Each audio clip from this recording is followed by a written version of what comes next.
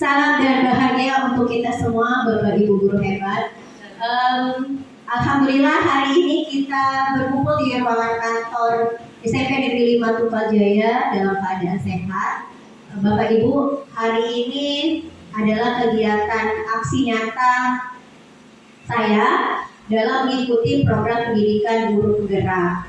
Di mana di kegiatan aksi nyata ini saya melakukan kegiatan diseminasi atau menyebarkan pemahaman dan pengalaman penerapan budaya positif di sekolah. Jadi Bapak Ibu, di saat ini saya sedang menjalani modul 1.4 di PGP ya, mengucuk dari paket modul 1, di mana modul 1.4 ini kami mempelajari budaya positif. Nah, di dalam modul ini banyak sekali materi-materi yang menggugah hati saya sebagai guru ya, karena ternyata selama ini yang saya lakukan terhadap murid itu banyak kekurangannya, banyak salahnya. Nah, lalu di modul 1.4 ini tentang budaya positif, sebenarnya ternyata ada yang kita pelajari di PMM ya. Jadi maka dari itu sebenarnya materi di pendidikan guru penggerak sama materi di PMM menurut saya kayak ada kesinambungannya itu, ada yang miripnya gitu materinya. Baik Bapak Ibu, kita langsung saja. Jadi pada budaya positif ini ada konsep intinya. Jadi di konsep inti pada budaya positif itu ada perubahan paradigma belajar, disiplin positif, motivasi perilaku manusia, kebutuhan dasar manusia, posisi kontrol guru, keyakinan kelas, dan segitiga restitusi. Perubahan paradigma belajar. Pembelajaran dengan paradigma baru itu merupakan pembelajaran dirancang berdasarkan pembelajaran berdiferensiasi, di mana murid-murid belajar sesuai kebutuhannya berdasarkan tahap perkembangannya untuk mewujudkan profil pelajar Pancasila. Semenjak kita menjalani kurikulum Merdeka, tentunya saya yakin Bapak Ibu sudah menjalani pembelajaran berdiferensiasi, di mana pembelajaran ini suatu pendekatan pembelajaran yang menyesuaikan dengan profil murid kita ya, karakteristik murid kita, baik dari segi kemampuan, kesiapan belajarnya, minatnya maupun dengan gaya belajar ya.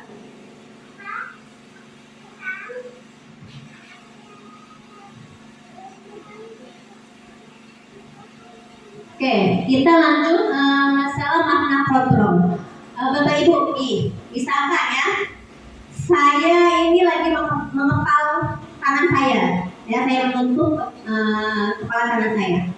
Lalu kemudian misalnya Bu Zeni itu berupaya untuk menyuruh saya membuka kepala tangan saya ini. Misalnya dengan berbagai upaya, misalnya Bu Zeni ini menggigit saya, atau dia menghakimi saya, atau dengan cara misalnya mencubit saya, atau dengan cara juga memberi saya uang supaya saya mau membuka kepala tangan saya ini. Menurut Bapak Ibu, yang bisa mengontrol untuk membuka kepala tangan itu saya atau Bu Zeni? Bagaimana Pak Dan? Saya sendiri. Alasannya apa Pak Dan? Karena dari niat kita bisa menggerakkan pola pikir kita untuk menggerakkan tangan kita. Oke, terima kasih Pak Dan, luar biasa sekali. Nah, baik Bapak Ibu, di sini ada seorang psikiater dan pendidik yaitu Dr. William Glasser dalam kontrol teori yang kemudian hari berkembang dan dinamakan choice theory, meluruskan beberapa miskonsepsi tentang makna kontrol. Yang pertama itu adalah ilusi guru mengontrol murid. Ternyata ya Bapak Ibu, kita sebagai guru ini tidak boleh memaksa murid kita untuk berbuat sesuatu jika dia memilih tidak melakukannya. Namun pada saat misalnya murid kita itu melakukan sesuatu atas perintah kita, tampaknya kita ya yang mengontrol murid kita, tapi kenyataannya bukan kita yang mengontrol murid kita. Namun murid kita sedang mengizinkan dirinya untuk dikontrol, itu ya. Jadi bukan kita guru yang mengontrol murid kita, ya. Lalu yang kedua, ilusi bahwa semua penguatan positif, efektif, dan bermanfaat. Nah, penguatan positif atau bujukan-bujukan itu disebut dengan bentuk-bentuk kontrol. Segala usaha yang mempengaruhi murid untuk mengulangi perilaku tersebut itu untuk mengontrol murid. Namun dalam jangka waktu tertentu, murid kita itu kemungkinan bisa saja menyadarinya dan menolak bujukan-bujukan kita. Gitu. Lalu yang ketiga, ilusi bahwa kritik dan membuat orang merasa bersalah dapat menguatkan karakter. Nah, ini salah besar ya. Malah kritik dan membuat anak kita merasa bersalah itu akan membuat mereka itu menuju ke identitas gagal. Ya, jadi identitas gagal kenapa? Karena dia akan merasa buruk tentang dirinya, gitu. Lalu yang keempat, ilusi bahwa orang dewasa memiliki hak untuk memaksa. Nah, perilaku memaksa itu sebenarnya tidak efektif ya untuk kita lakukan, Bapak Ibu, ke murid-murid kita. Nah, malah sebaliknya kalau kita memaksa murid kita, nanti takutnya akan menimbulkan permusuhan.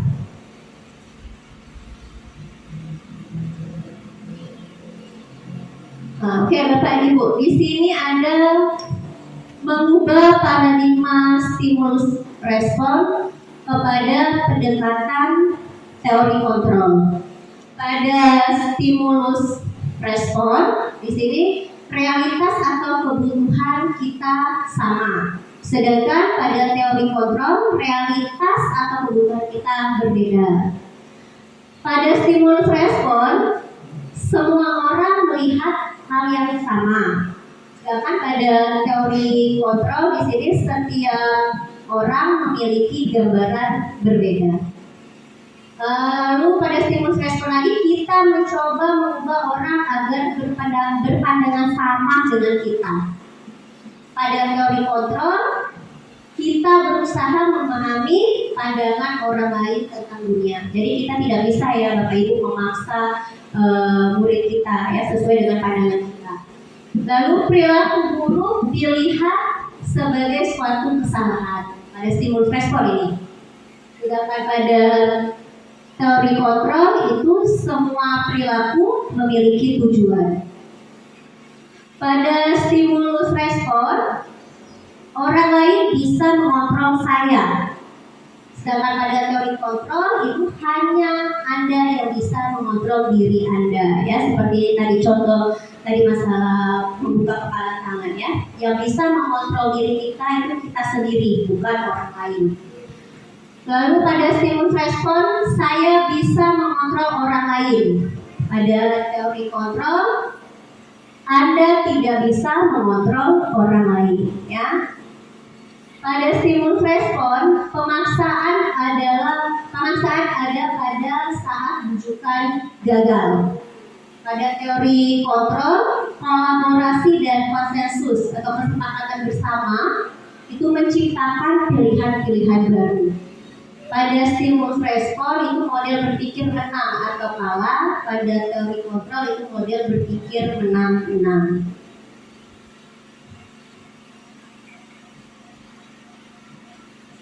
Nah, baik, lanjut. Ini ke disiplin positif. Sebelum saya memaparkan masalah disiplin positif, ada tidak Bapak Ibu yang bisa mengasihkan pendapatnya apa itu disiplin positif? Menurut Bapak Ibu, apa itu disiplin positif pada Bapak? Baik, Assalamualaikum warahmatullahi wabarakatuh. Disiplin positif di sini merupakan salah satu penerapan untuk kedisiplinan bagi siswa yang bersifat dalam kegiatan-kegiatan positif, termasuk juga kita menanamkan perilaku yang positif kepada siswa dan mengajak siswa atau peserta didik agar melakukan sesuai dengan perilaku yang positif. Mungkin itu. Oke, terima kasih pada bagaimana dengan yang lainnya? Adakah yang memberikan pendapat menurut pendapatnya apa itu disiplin positif? Oke, baik. Baik Bapak Ibu ya, di sini kata disiplin itu berasal dari bahasa Latin, disiplina yang artinya belajar. Disiplin itu mengacu pada disiplin diri yang memiliki tanggung jawab terhadap apa yang dilakukannya berdasarkan nilai-nilai yang diyakini agar tercapai tujuan mulia yang diinginkan. Nilai-nilai yang diyakini ini maksudnya nilai-nilai kebajikan. Nanti pada saat selanjutnya ada yang mengenai tentang nilai-nilai kebajikan. Disiplin positif itu merupakan salah satu cara penerapan disiplin yang bertujuan untuk menumbuhkan kesadaran pada murid tanpa imbalan, penghargaan, ancaman, atau hukuman. Nah, Bapak Ibu, sebagai seorang pendidik ya, tujuan kita itu adalah untuk menciptakan anak-anak yang memiliki disiplin diri sehingga mereka bisa berperilaku dengan mengacu pada nilai-nilai kebajikan universal dan memiliki motivasi intrinsik. Berarti motivasi yang berasal dari diri murid itu sendiri, bukan ekstrinsik, bukan dari luar ya.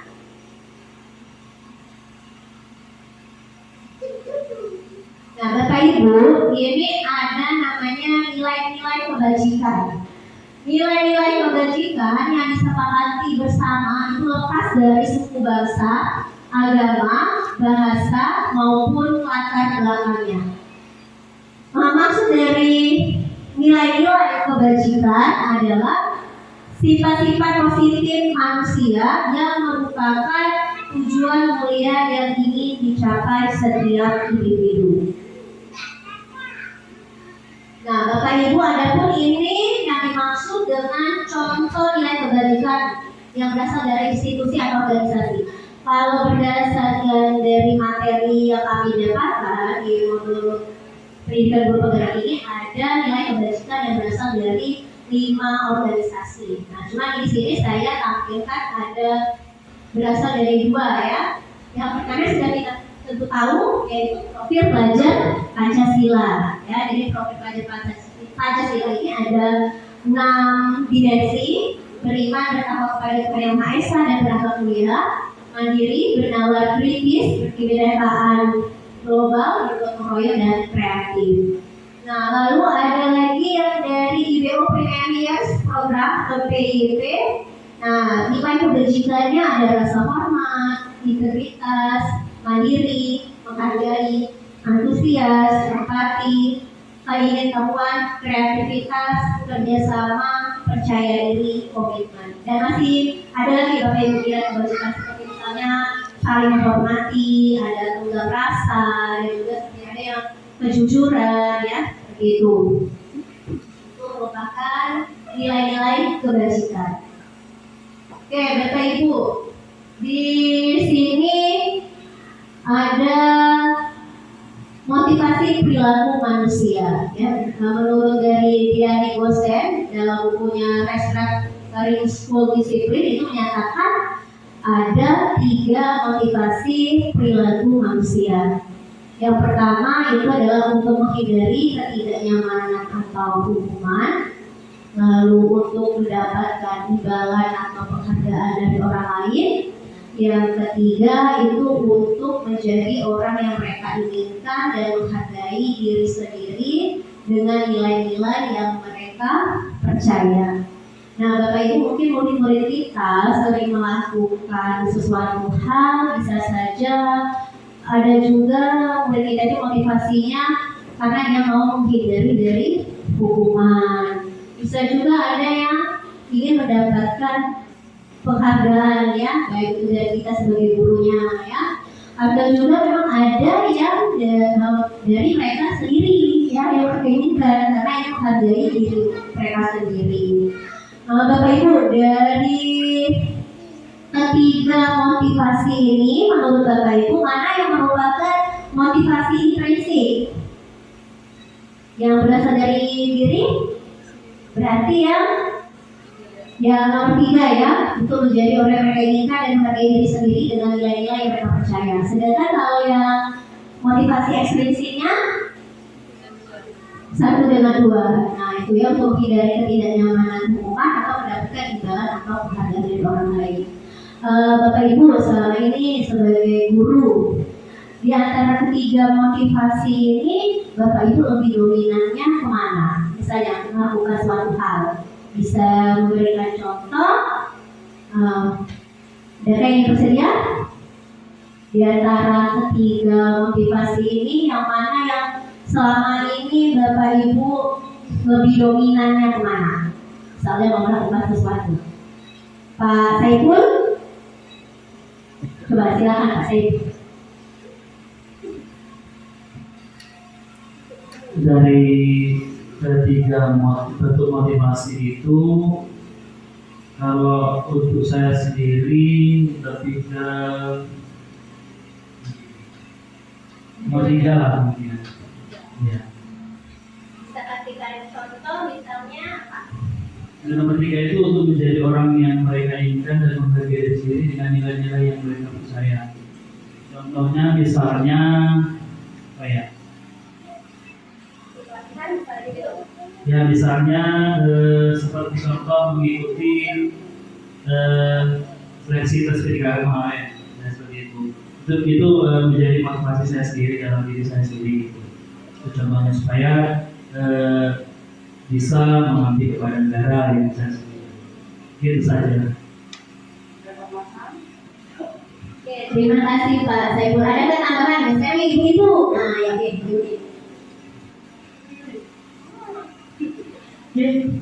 Assalamualaikum warahmatullahi wabarakatuh. Oke, saya coba ini sesuai sama diri kita ya. Oke, jujur. Jadi motivasi perilaku manusia yang selama ini ya mungkin saya merasa itu mungkin nomor 1 kali ya, untuk menghindari ketidaknyamanan atau hukuman. Contohnya apa? Contohnya misalkan seperti ini, contoh sesuai saya ya. Misalkan datang telat. Nah, datang telat itu menghindari ketidaknyamanan gimana? Merasa merasa diri kita tuh kurang. Kenapa yang lain bisa datang tepat waktu, kita tidak bisa datang tepat waktu? Itu jadi salah satu. Mungkin ada satu waktu datang itu awal. Nah, tujuan datang awal itu apa? Ya itu tadi, untuk menghindari ketidaknyamanan. Masa sih kita datang telat terus? Nah, jadi kalau datangnya telat terus berarti kan punya rasa ketidaknyamanan. Dan juga kalau datangnya awal, mungkin ketidaknyamanan itu agak sedikit ya. Jadi ada unsur mungkin kepaksa datang awal. Nah, jadi di situ ada ketidaknyamanan. Ketidaknyamanan apa? Mungkin salah satunya takut ditegur kepala sekolah. Kedua, takut mungkin takut ya, mungkin sebagian guru. Nah, Bu Yuli piket datangnya telat. Nah, Bu Yuli siswa datang jam segini, Bu Yuli datang segini. Nah, itu termasuk di dalam ketidaknyamanan. Itu ya, mungkin itu aja. Mungkin ada yang lain silakan. Terima kasih Bu Yuli, luar biasa sekali jawabannya ya. Untuk tidak nyamanan aku nanti ditegur oleh Bapak Kepala Sekolah ya. Sama Bu Yuli saya juga kayak gitu ya. Datang pagi takutnya nanti ditegur, tapi lama-lamanya jadi nanti terbiasa. Tapi Bu Yuli harus nanti terbiasa datang tepat waktu ya Bu Yuli ya. Adakah yang lain? Saya mau mendengarkan suaranya Bu Rophia. Dan bilang sering izin ya.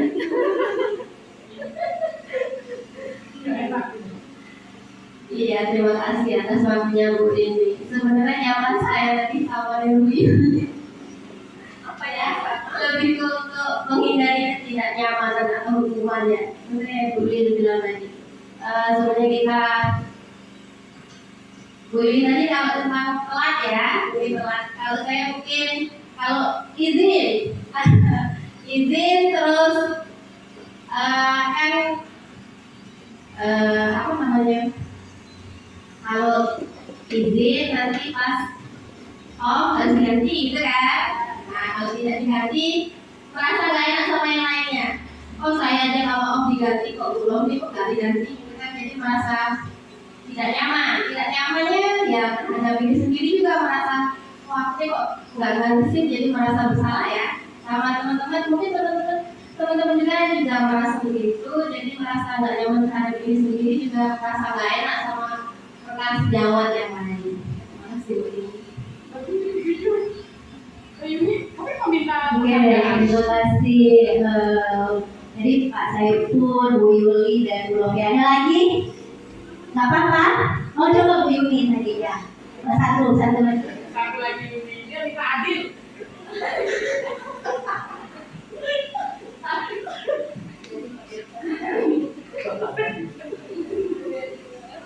Baik, terima kasih waktunya. Kalau untuk saya itu mungkin dari ketiga-tiganya itu semua ini ya. Yang pertama tidak nyamanan sama alasannya seperti Bu Yuli dan Bu Lovia. Ya, misalnya kita harus menaati peraturan di mana kita tinggal atau bekerja. Kemudian yang kedua, seperti yang kita lakukan sekarang, kita bekerja untuk mendapatkan imbalan. Nah itu yang kedua. Yang ketiga, untuk menjadi orang yang mereka inginkan menghargai diri sendiri. Contohnya misalnya kita menginginkan sesuatu, misalnya belanja tiap apa yang kita inginkan, yaitu untuk menghargai diri sendiri. Kayak gitu. Oke, itu saja. Oke, terima kasih Bu Yuni. Ya, Bapak Ibu ya. Ini ada 3 wanita negara, saya mau juga cerita. Seperti contohnya saya mengikuti pendidikan kebudayaan. Awalnya tuh saya nggak mau, nggak minat ikut PGP ini. Cuman kayak gimana tadi? Salah satunya menghindari ketidaknyamanan. Kenapa menghindari ketidaknyamanan? Salah satunya karena dorongan langsung dari bapakku kepala sekolah. Karena gimana? Saya merasanya gini ya awalnya tuh. Kepala sekolah saya seorang pengajar praktik, ditambah fasilitator. Masa gurunya satu pun gak ada yang ikut gitu. Apalagi ditambah dorongan kepala sekolah juga. Itulah Bapak Ibu guru penggerak ini itu ya. Jadi kayak merasa ya sudah deh kayak itu ikut coba-coba ikut seleksi waktu itu.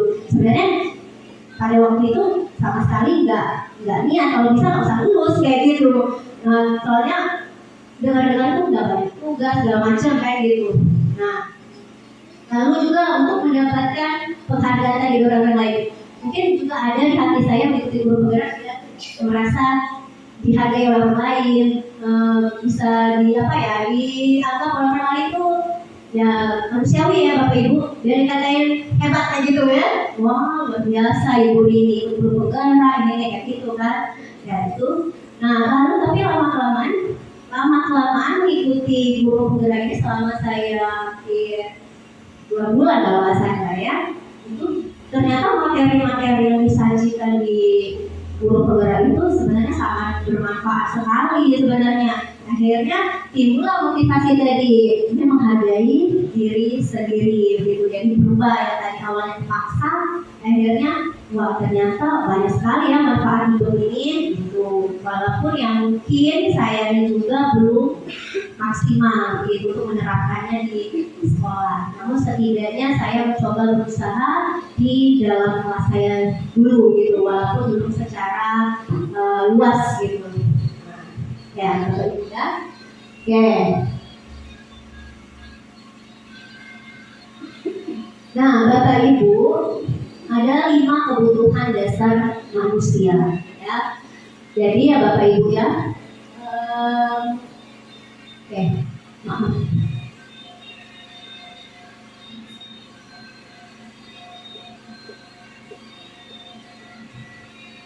Jadi ada namanya kebutuhan dasar manusia. Seperti yang murid kita ya Bapak Ibu ya. Dia mereka itu ingin memenuhi kebutuhan dasarnya mereka. Jadi kenapa sering murid kita itu melanggar peraturan? Bisa saja itu karena murid kita itu gagal dalam memenuhi kebutuhan dasarnya ya Bapak Ibu. Misalnya ini contoh, ada murid kita nih yang sering ganggu temannya, ya, atau ada murid kita juga yang misalkan nggak pernah ngerjain tugas. Sebenarnya Bapak Ibu ya, sejak saya pelajari ini oh ternyata mungkin murid saya itu sedang memenuhi kebutuhan dasarnya, cuman dia memenuhi kebutuhan dasarnya tadi bukan dengan cara yang positif, tapi karena tadi dia tidak bisa memenuhinya, dia mendapatkannya itu dengan cara negatif seperti itu. Nah, di sini ada 5 kebutuhan dasar manusia. Yang pertama itu adalah bertahan hidup. Bertahan hidup ini contohnya seperti kesehatan, keamanan, rumah, pakaian, dan makanan. Lalu yang kedua, kasih sayang dan rasa diterima. Di sini kebutuhan akan hubungan dan koneksi sosial. Kebutuhan untuk memberi dana dan menerima kasih sayang, dan kebutuhan untuk merasa menjadi bagian dari suatu kelompok. Jadi orang yang pengen terhubung dengan orang lain, itu baik keluarganya, temannya, atau lingkungan masyarakat. Lalu yang ketiga ada pemasaran.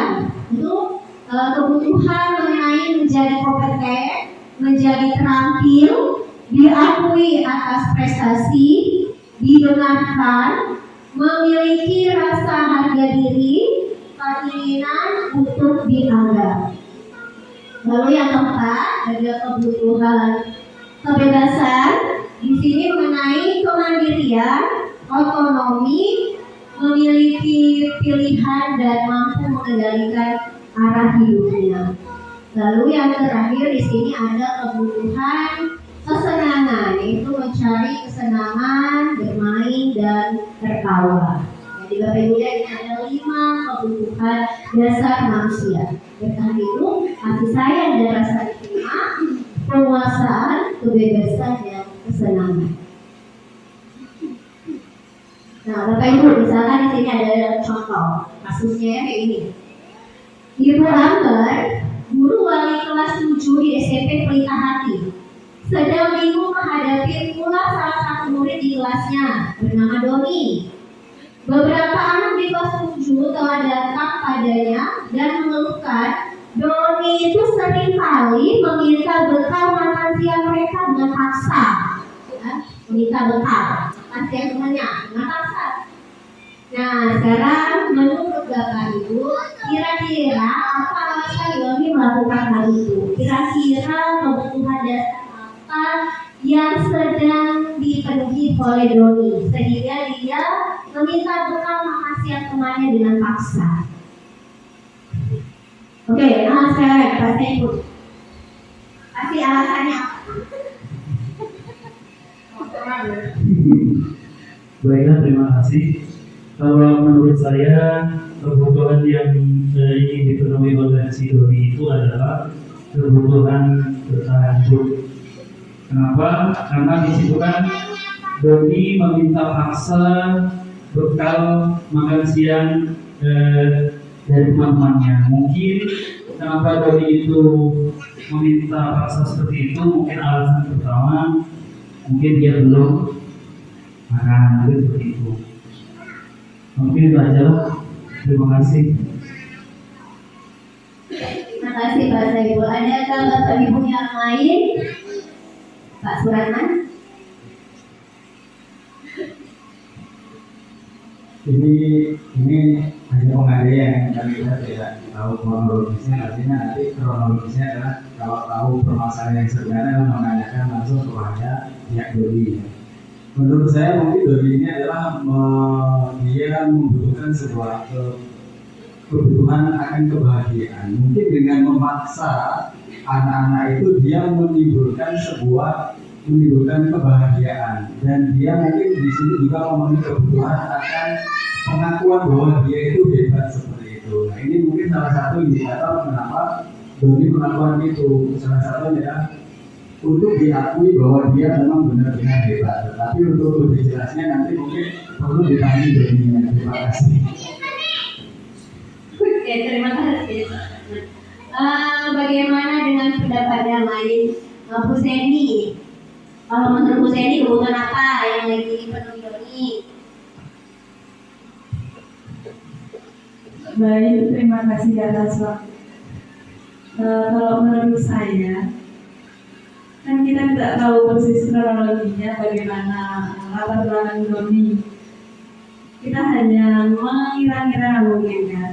Selain dia dianggap ingin merasa hebat, mungkin kedua yaitu karena mungkin dia tidak sarapan atau kebutuhan hidup tadi, kemudian merasa hebat, kemudian atau kalau tidak dia tidak ada uang jajan yang menyebabkan dia memaksa pada teman-temannya untuk meminta makanan tadi. Mungkin itu saja. Oke, terima kasih Bu Zeni. Ya, benar kata Bu Zeni, Pak Subatman tadi, ya Pak Saiful juga. Ya, kita belum nggak tahu kronologisnya Doninya melakukan hal itu kenapa. Jadi Bapak Ibu ya, jadi sebenarnya bisa saja lima-limanya itu sedang dipenuhi oleh Doni. Karena dalam keadaan misalnya nomor 1, kalau Doninya menjawab, Bu, saya lapar. Nah, ke gurunya, oh berarti Doninya lagi memenuhi kebutuhan bertahan hidup. Karena tadi dia merasa lapar, mungkin belum sarapan di rumahnya, sehingga dia meminta bekal makan siang temannya. Nah itu. Atau bisa saja misalnya kalau Doninya menjawab, Bu, saya senang aja ganggu teman saya kayak gitu. Sekarang saya merasa hebat gitu, ya. Jadi biar teman-teman saya tuh pada takut dengan saya gitu. Oh berarti di sini Doni sedang memenuhi kebutuhan dasarnya kekuasaan, ya. Karena pengen diakui, ya, pengen dianggap hebat lagi. Lalu yang ketiga bisa saja kalau misalkan Doninya menjawab apa ya, Bu, saya tuh bosan dengan bekal siang saya dari mama saya, ya, dari ibu saya. Ini terus kayak gitu. Makanya saya minta punya teman saya. Oh berarti di sini Doninya lagi memberi kebutuhan dasar kebebasan. Karena dia tadi merasa bosan dengan yang punyanya dia. Jadi dia ngambil paksa yang punya temannya. Atau bisa saja juga kalau misalkan Doni ini menjawab, Bu, saya tuh senang Bu lihat ekspresi teman-teman saya kalau lagi kesal gitu, lucu Bu kayak itu. Nah, oh berarti di sini Doninya lagi memenuhi kebutuhan dasar kesenangan, ya, kesenangan tadi dengan cara dia bikin temannya tadi marah, kesal, ya, menurutnya lucu gitu temannya kayak gitu. Atau yang terakhir bisa saja Doni ini melakukannya itu karena pengen diperhatikan oleh temannya, pengen diperhatikan oleh gurunya. Jadi tadi ngambil bekal, makan siang temannya. Nah, itu diperhatikan kan oleh temannya, marah-marah, terus temannya mungkin melapor ke gurunya tadi. Nah, dia diperhatikan oleh gurunya. Nah, dari gurunya tadi bisa saja gurunya melapor ke orang tuanya. Oh, dapat perhatian lagi dari orang tuanya. Berarti di sini sih Doninya tadi ingin memenuhi kebutuhan rasa kasih sayang dan rasa diterima, ya Bapak Ibu. Kita berlalu dulu dari kasusnya Doni. Nah, di sini ada perbedaan antara hukuman, konsekuensi, dan restitusi. Nah, kalau hukuman itu tidak terencana atau tiba-tiba ya Bapak Ibu ya. Lalu yang kedua, murid tersakiti, lalu tidak nyaman untuk murid untuk jangka waktu panjang. Lalu hukuman ini pastinya dibuat oleh guru itu sendiri. Lalu berupa hukuman fisik atau psikis. Lalu sedangkan konsekuensi ini biasanya dia terencana atau disepakati sesuai peraturan, sudah disepakati antara guru dan murid. Misalnya nih kita di dalam kelas, kalau kami tidak mengerjakan tugas, konsekuensinya apa? Gitu. Biasanya kan kita sering minta pendapat kan ke anak-anak ya. Konsekuensinya apa kalau nggak kerjain tugas? Atau kalau tidak menjawab pertanyaan itu konsekuensinya apa? Kayak gitu. Lalu di sini murid dibuat tidak nyaman untuk murid dalam jangka waktu pendek. Lalu di sini tadi dibuat oleh guru dan murid. Jadi konsekuensi ini lebih ke akibat dari tindakan yang telah dilakukan, ya. Nah, ini ada restitusi, ya Bapak Ibu. Restitusi itu dia dibuat oleh murid itu sendiri. lalu menguatkan untuk murid dalam jangka waktu panjang. Murid mendapatkan penguatan, mendorong disiplin positif, lalu murid bertanggung jawab atas perilakunya. Ini perbedaan antara hukuman, konsekuensi, dan restitusi ya Bapak Ibu. Nah, Bapak Ibu, menurut Bapak Ibu, di sini pernyataan ini mencatat 100 kali di dalam buku kalimat. Saya tidak akan terlambat lagi karena terlambat ke sekolah. Menurut Bapak Ibu, hukuman atau konsekuensi? Hukuman. Kalau daripada? Ya. Sanksi atau konsekuensi? Pak Sulaiman? Hukuman. Pak Saiful? Satu kata saja ucapkan. Hah?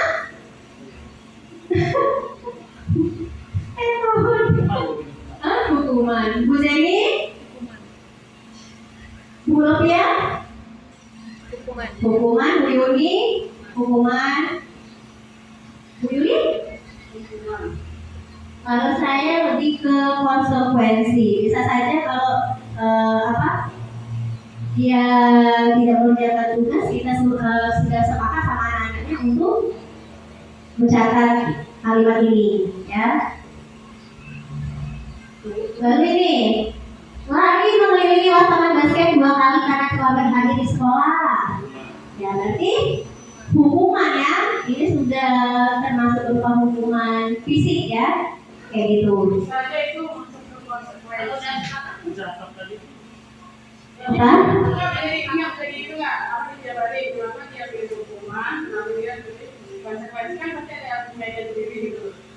Cuma tahu, oh itu betul apa? Hukuman. Nah, pada dasarnya apa? Oke, kalau misalkan Bu Yuli apa? Yang mana ini? Ya. Oke, kalau menurut aku lari mengelilingi lapangan basket 2 kali karena terlambat hari di sekolah. Ini tergantung yang memberikan itu siapa. Ketika dia telat, itu pas pelajaran pertama, pelajaran olahraga, biasanya dia udah punya kesepakatan.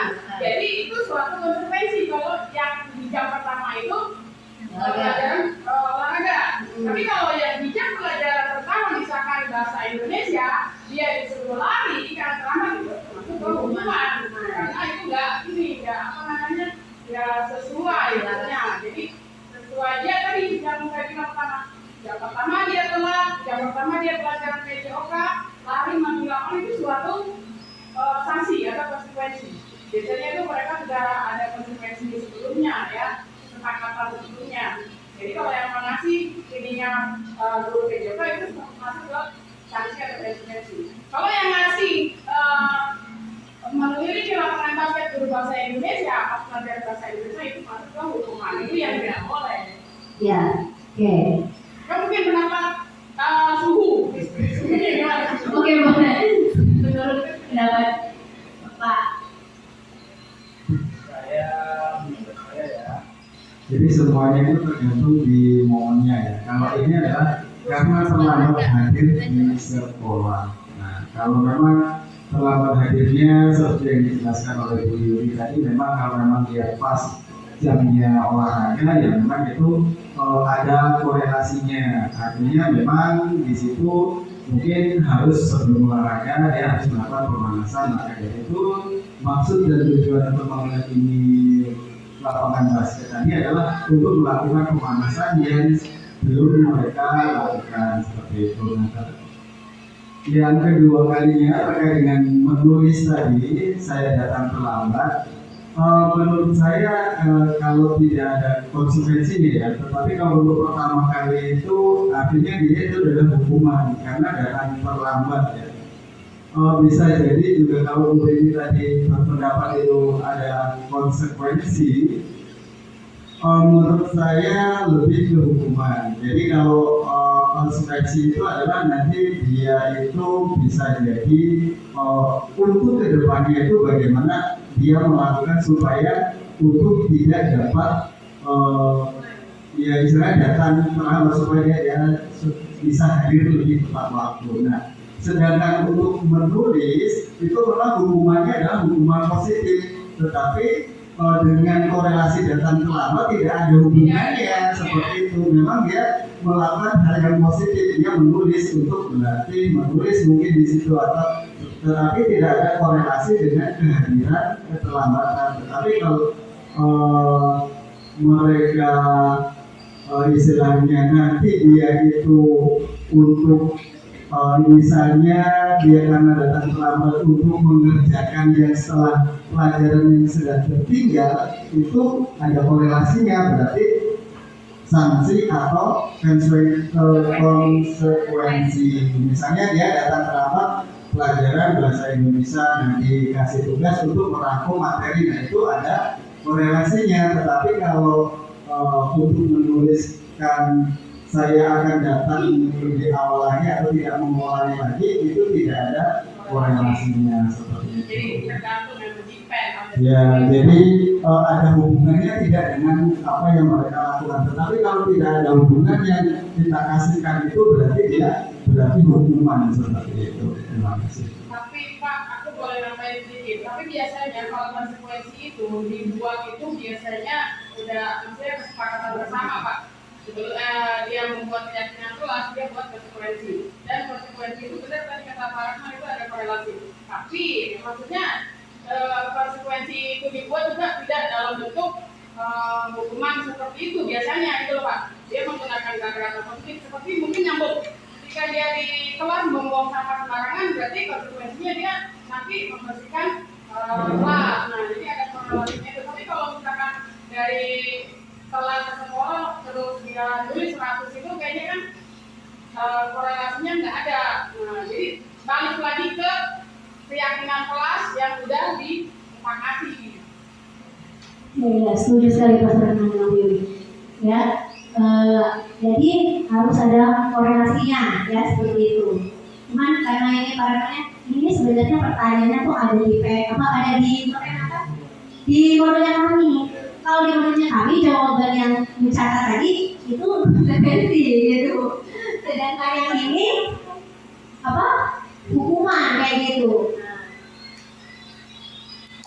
Kalau ini membersihkan coretan yang dibuat di meja tulis, jadi tidak sesuai ya konsekuensi ya. Lalu di sini berjemur di lapangan basket pukul 12 siang karena ngobrol dengan teman, ini jelas hukuman ya. Lalu di sini membersihkan tumpahan air di meja tulis karena tersenggol pada saat belajar, ini konsekuensi. Oke. Nah, baik Bapak Ibu, kita langsung saja. Tadi sudah hukuman, konsekuensi dan restitusi. Ini lanjut ke 5 posisi kontrol guru. Ada 5 ya Bapak Ibu, ada penghukum, pembuat rasa bersalah, teman, pemantau, dan manajer. Kalau dari Bapak Ibu di antara kelima posisi ini mana yang lebih sering banyak dominannya? Kalau Pak Dar apa biasanya? Ke mana Pak Dar biasanya? Pemantau sama teman. ya Pak Dar nggak pernah hukum. Manajer. Teman, oke. Kalau Bu Yuni? Kalau Bu Yuni bukan balik ke aku. Bu Yuni. Mantau. Bu Yuni apa Bu Yuni? Pemantau sama pembuat rasa bersalah. Kalau Bu Zeni biasanya apa? Lebih dominannya? Penghukum mungkin. Penghukum, oke? Kalau nggak langsung kita tegur, dia pasti ngelunjang. Iya, walaupun nggak secara fisik ya gurunya, tapi psikisnya. Iya. Kemudian yang kedua membuat rasa bersalah. Iya. Menyadarkan siswa mungkin. Oke, ya saya sama kayak Bu Zeni ya. Kalau saya dulu lebih dominannya kalau penghukum sama merasa bersalah. Walaupun saya memang nggak pernah menghukum secara fisik, tapi psikisnya yang saya pukul. Nah, Bapak Ibu, jadi kalau penghukum ini tadi ciri-cirinya gurunya tadi adanya kasar, tinggi, marah, kayak gitu. Dia menghakimi, lalu menyakiti muridnya, menyindir muridnya. Hasilnya apa? nanti jadi pemberontak atau nanti timbul rasa dendam dengan gurunya, ya gitu. Lalu yang kedua, pembuat rasa bersalah. Di sini ada gurunya, ciri-cirinya itu agak memelas. Dia mengungkapkan kekecewaannya ke muridnya, kayak gitu, ya, mengungkapkan kekecewaannya ke muridnya. Nah di sini hasilnya nanti muridnya merasa rendah diri, ya, karena dia telah membuat gurunya tadi kecewa. Jadi kalau menghukum sama membuat rasa bersalah ini tingkatannya rendah, ya Bapak Ibu. Lalu ada lagi teman. Kalau teman ini ciri-ciri gurunya ini humoris, tersenyum, humble, ya, kayak gitu, ya. Dia bersedia untuk membantu muridnya kalau muridnya dalam bermasalah. Cuman di sini dalam posisi teman ini Bapak Ibu ada sisi positif dan negatifnya. Nah tadi positif, ya. Kalau sisi negatifnya itu dia timbul nanti muridnya bergantungan ke guru itu. Misalnya tadi kalau misalnya pada tadi kan ke muridnya tadi tersenyum, pokoknya no problem lah muridnya melakukan masalah kayak gitu. Pada bersedia untuk membantu gitu. Cuman jadi timbulnya murid itu nanti bergantungan dengan pada. Cuman nanti kalau misalnya posisinya dia lagi dapat masalah, pada tidak bisa membantu, nanti dia timbulnya muridnya nanti kecewa dengan pada. Itu ya bedanya sisi negatifnya. Lalu yang keempat, pemantau. Nah pemantau ini dia lebih berdasarkan peraturan dan konsekuensi, ya, konsekuensi. Lalu pemantau ini dia lebih formal. Kemudian ada lagi di terakhir manajer. Manajer di sini di mana itu mempersilahkan muridnya untuk mempertanggungjawabkan tindakan yang dia lakukan, ya, dengan cara menemukan sendiri solusinya. Gitu. Nah, misalnya nih contoh penerapannya ya Bapak Ibu. Misalnya ada murid datang terlambat nih. Kalau posisi kontrolnya guru sebagai penghukum, berarti di sini kalimat yang dia catat, kamu salah sudah terlambat seberapa teman-teman sebanyak 5 kali putaran, itu penghukum, ya, misalnya, ya.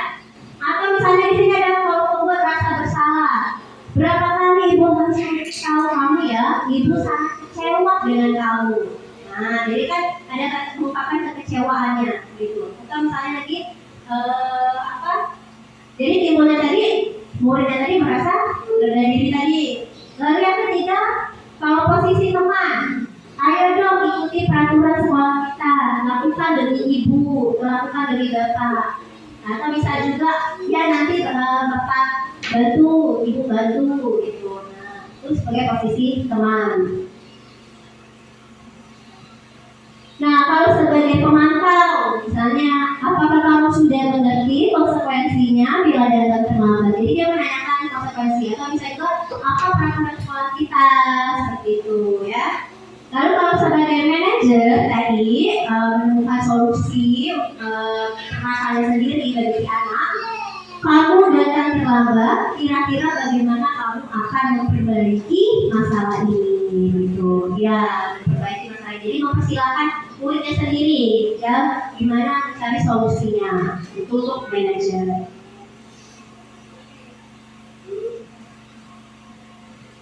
Oke, untuk yang selanjutnya, nanti yang posisi kontrol Bapak Ibu sudah paham, jadi mungkin bisa diterapkan nanti itu ke murid kita. Ya, saya juga sedang belajar juga menerapkan itu, ya, jadi nggak marah-marah langsung, kenapa terlambat, kenapa gitu, ya. Bisa diterapkan. Ya, jadi bisa kita mencoba ya Bapak Ibu ya untuk menerapkannya. Nah, keyakinan kelasnya Bapak Ibu tentunya tidak asing lagi nih dengan namanya keyakinan kelas karena sudah pernah membuatnya. Cuma di sini saya tekankan lagi bahwa keyakinan kelas itu bersifat lebih abstrak daripada peraturan yang lebih rinci dari konkret. Keyakinan kelas berupa pernyataan-pernyataan universal. Pernyataan keyakinan kelas senantiasa dibuat dalam bentuk positif, ya. Jadi tidak ada kalimat negatif. Jadi kalau misalnya jangan datang terlambat, berubah menjadi datang tepat waktu. Lalu keyakinan kelas sebenarnya tidak terlalu banyak, 3 sampai 7 prinsip. Kenapa? Biar murid mudah mengingatnya. Lalu keyakinan kelas sebaiknya sesuatu yang dapat diterapkan di lingkungan tersebut. Lalu semua warga kelas hendaknya itu berkontribusi dalam pembuatan kegiatan kelas lewat kegiatan curah pendapat, ya, atau kegiatan murid kita. Lalu bersedia meninjau kembali keyakinan kelas dari waktu ke waktu. Jadi kita review ya keyakinan kelas yang kita buat, kita reviewkan lagi Bapak Ibu.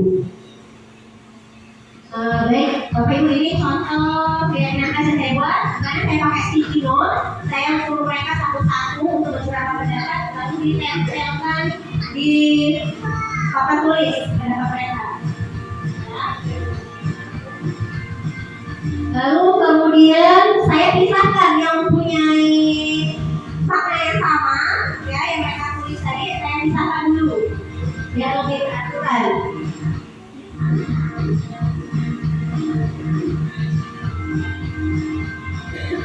Oke, setelah saya pisahkan beraturan, baru saya bacakan, ya, lalu saya minta pendapat ke anak-anak. Keyakinan kelasnya mau seperti apa? Ya. Jadi banyak ada anak bikin data bukan waktu begitu. Lalu saya tuliskan keyakinan kelasnya di kertas pleno.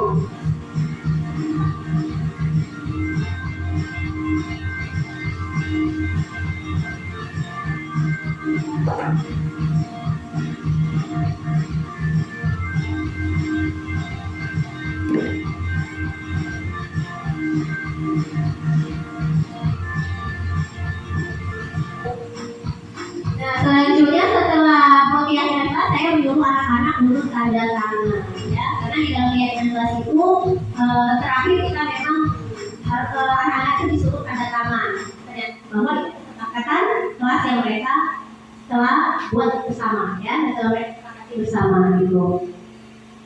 Itu contoh cara saya membuat keyakinan kelas, Ibu. Oke, ini yang terakhir. Segitiga restitusi. Nah, sebenarnya di PMM kalau Bapak sudah belajar, Bapak Ibu sudah belajar ke modul ini, ada sebenarnya juga di PMM ini tentang restitusi, ya Bapak Ibu. Jadi restitusi itu adalah proses kolaboratif yang mengajarkan murid untuk mencari solusi untuk masalah dan membantu murid berpikir tentang orang seperti apa yang mereka inginkan dan bagaimana mereka harus memperlakukan orang lain. Terdapat dari apa ya baca ini, Charles Bersen tahun 1996. Nah, Bapak Ibu yang namanya segitiga ya, artinya ada 3 tahapan. Jadi ada 3 tahapan restitusi. Yang pertama itu adalah menstabilkan identitas. Yang kedua, validasi tindakan yang salah. Ketiga, menanyakan keyakinan. Mungkin Bapak Ibu tanpa kita sadari, mungkin salah satu dari 3 tahapan ini, atau ada 2, atau mungkin ketiga-tiganya sebenarnya pernah kita terapkan ke murid kita. Cuma kita saja tidak menyadari bahwa oh, ternyata ini adalah tahapan dari segitiga restitusi, ya Bapak Ibu. Nah, adapun di sini maksud dari menstabilkan identitas adalah berdasarkan prinsip membuat kesalahan adalah bagian dari proses pembelajaran. Lalu berperan menggeser identitas murid dari identitas gagal ke identitas sukses. Karena biasanya ya kalau anak habis melakukan pelanggaran kan mungkin dia lebih apa ya, lebih emosional ya, lebih menggebu-gebu hatinya. Jadi maka dari itu kita sebagai guru kita stabilkan dulu suasana hatinya, kita tenangkan dulu. Kalau kita langsung misalnya dia yang udah emosi, kita langsung bilang kamu kenapa ini salah ya. Keliru ya Bapak Ibu. Nah, pernyataan yang diucapkan oleh guru itu berbuat salah itu tidak apa-apa. Tidak ada manusia yang sempurna. Saya juga ya, Bapak atau Ibu juga pernah melakukan kesalahan seperti itu. Kita bisa menyelesaikan ini. Lalu yang kedua, validasi tindakan yang salah. Itu berdasarkan prinsip setiap perilaku berupa memenuhi suatu kebutuhan tertentu. Pertanyaan atau pernyataan yang disampaikan dengan nada suara tidak menghakimi. Bapak Ibu bukan berarti anak kita melakukan kesalahan atau melanggar aturan kita benarkan, bukan ya. Cuman di sini kita harus memahami bahwa mungkin murid kita melakukan itu ada suatu alasan. Nah, pernyataannya yaitu pernyataan yang contoh pernyataan yang diucapkan oleh guru. Padahal kamu bisa melakukan yang lebih buruk dari ini ya. Kamu pasti punya alasan mengapa melakukan hal itu. Ya, kita tanyakan alasan kenapa. Kamu melakukannya karena mempertahankan sesuatu yang penting bagimu. Kamu boleh mempertahankan sikap itu, tapi kamu harus menambahkan sikap yang baru. Itu yang tahapan yang kedua. Lanjut, tahapan yang terakhir di sini menanyakan keyakinan. Teori kontrol menyatakan bahwa pada dasarnya kita itu termotivasi secara intrinsik. Saat perilaku telah divalidasi dan identitas sukses telah stabil, maka murid telah siap mengaitkan keyakinannya dengan tindakan yang salah. Nah, jadi keyakinan ini berdasarkan misalnya keyakinan sekolah kita, ya, keyakinan sekolah di kelas. Ini contoh pernyataan yang diucapkan guru. Apa yang kita percaya sebagai kelas atau keluarga? Keyakinan kelas apa yang telah kita sepakati? Apa bayangan kita tentang kelas yang ideal? Kamu mau jadi orang yang seperti apa? Atau misalnya juga kira-kira nanti hal apa yang mau kamu lakukan untuk memperbaikinya, seperti itu ya Bapak Ibu.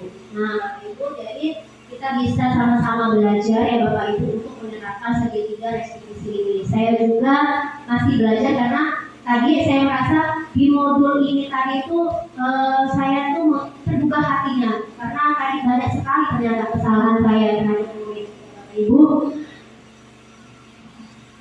Nah ini contoh yang sudah saya terapkan ke murid mengenai segitiga.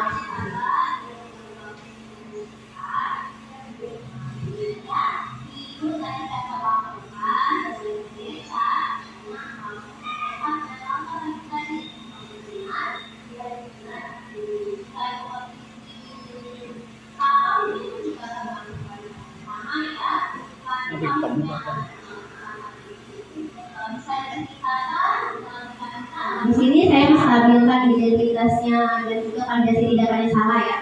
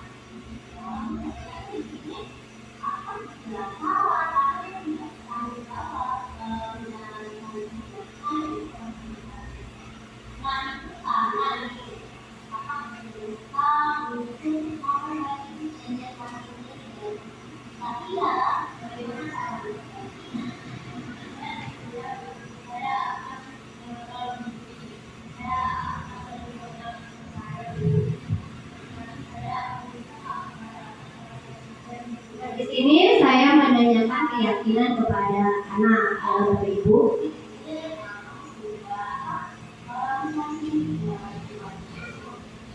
Oke, baik Bapak Ibu, itu adalah penerapan segitiga resolusi yang saya lakukan ke murid ya. Jadi ketiga tahapan itu muncul. Yang pertama dari menstabilkan identitas, ya, di mana saya stabilkan dulu suasana hatinya si Safa. Lalu kedua dari validasi tindakan yang salah, di mana saya menanyakan alasannya kenapa melakukan hal tersebut.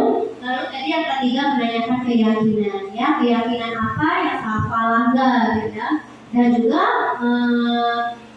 membimbing atau menyuruh Safa untuk menemukan sendiri solusi atas permasalahannya dia. Itu ya Bapak Ibu. Jadi Bapak Ibu, demikianlah pemaparan dari saya mengenai tentang budaya positif. Jadi di sini Bapak Ibu, saya bukan ingin menggurui Bapak Ibu, tidak. Cuma di sini saya ingin berbagi apa yang saya dapatkan, Bapak Ibu, tentang materi budaya positif. Karena di sini saya juga ingin mengajak berkolaborasi dengan kepala sekolah maupun dengan guru-gurunya sekalian. Kita berusaha untuk menerapkan budaya positif ke komunitas kita. Walaupun mungkin memang agak gimana ya. Kalau saya pribadi itu sebenarnya jujur, saya sampai berpikir bisa nggak ya saya menerapkannya ke murid saya, karena kita tahu ya keadaan murid kita seperti apa gitu. Cuman Bapak Ibu, saya mengajak kita sama-sama begitu untuk menerapkan budaya positif ini di sekolah kita. Jadi nggak 1-2 orang, tapi tadi Bapak Ibu dengan yang kita berkolaborasi, dengan kitanya kerjasama, insya Allah semoga ada perubahan untuk murid-murid kita ya Bapak Ibu ya. Nah, dan juga apa yang saya sampaikan ini Bapak Ibu bisa juga menerapkannya di pembelajaran Ibu Bapak di kelas. Sebelum menutup sesi, kira-kira apakah ada yang ingin ditanyakan Bapak Ibu? Cukup? Oke, baik. Saya ucapkan terima kasih Bapak Ibu telah mendengarkan pemaparan dari saya. Semoga bermanfaat bagi semuanya. Saya ucapkan wassalamualaikum warahmatullahi wabarakatuh.